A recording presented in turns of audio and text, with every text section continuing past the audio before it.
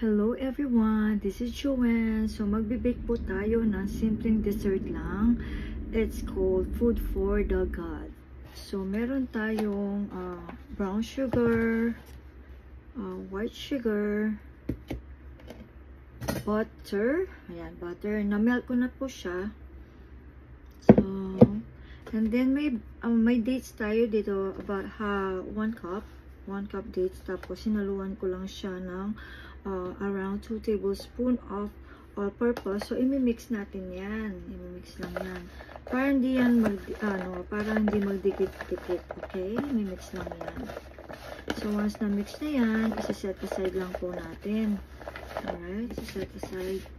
And then, meron tayong all-purpose flour, and baking powder, and baking soda. So, na-sift na yan para walang buo-buo. Set aside natin. Tapos, meron tayong 3 itlog. So, these are large size. Just to make sure, itong mga itlog na to, for every 1 egg is equivalent to 1/4. Make sure na 3/4 cups ang 3 itlog. Tapos, meron akong mineasure dito na honey and light corn syrup. Ang first step na gagawin natin ay imimix natin yung mga dry ingredients. Una yung ating sugar. Lagay natin yung ito. Yan. Alright. Yan. Blend lang yan. Blend. Alright. Lalagay tayo ng ito. Ang ating mga syrup. Yan, lalagay lang natin yung syrup natin. Alright.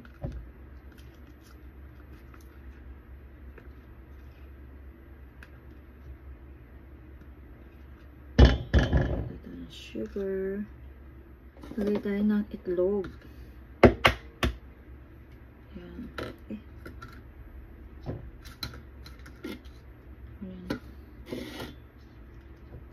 So, isa-isahin muna natin yung mga itlog natin. Kasi minsan, may hindi good sa ating itlog. So, yan, lalagay lang natin dyan. Maluin lang. Pinakasimpleng dessert to. Yan. Tapos, imimix natin sa ating itlog. And, brown sugar and white sugar.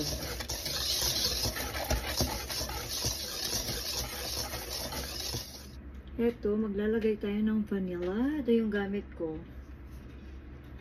Kailangan pure vanilla extract. So, kailangan natin ng mga 1 teaspoon. Yan, mga 1 teaspoon lang. Okay.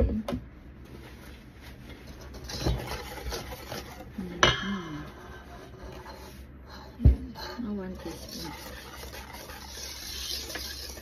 Mix na. Ilalagay natin ang water. Yan. Mag-water tayo. Lagay lahat natin to.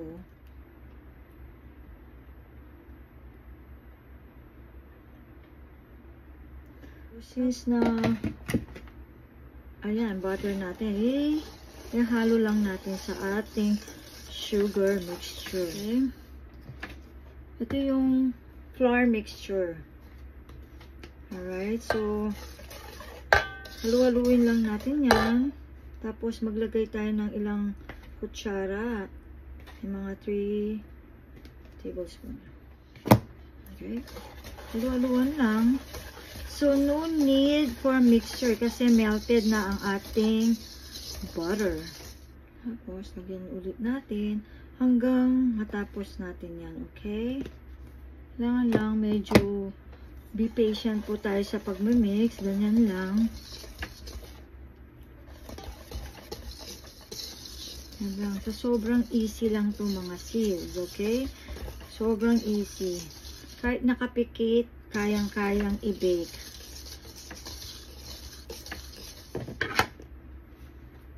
Yan. Yan. Bale, isang part pa hanggang matapos natin ang pagmimix.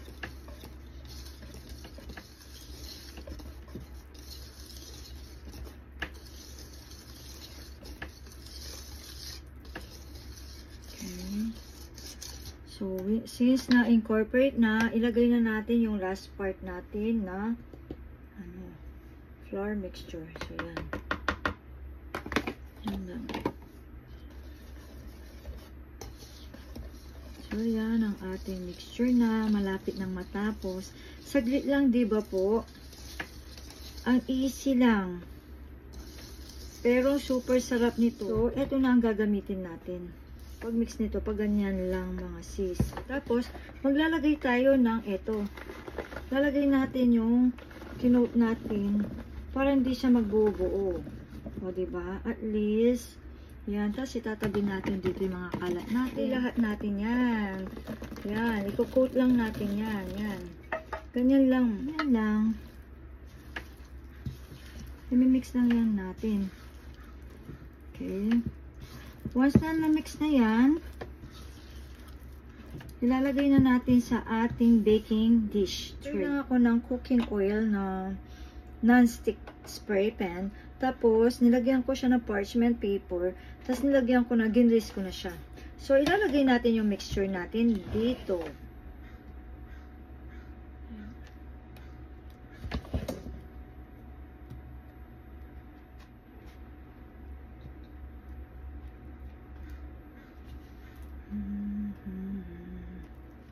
So, dito is just, kumuha tayo ng spatula.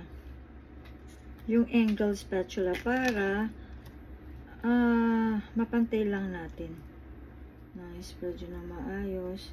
Kailangan pag nag-i-spread ko, dahan-dahan lang. Hindi pinipwersa nyo yung i-glide nyo lang. I-glide. Kumbaga slice nyo lang ganyan. Kasi para mapantay nyo.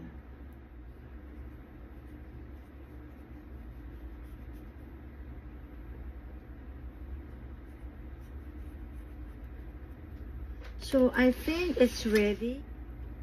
So, ready na ang ating oven. Na-preheat na siya ng 350 degrees. So, ready na po ang ating food for the gods. So, there you are na po ang aking food for the gods. Freshly baked na po yan.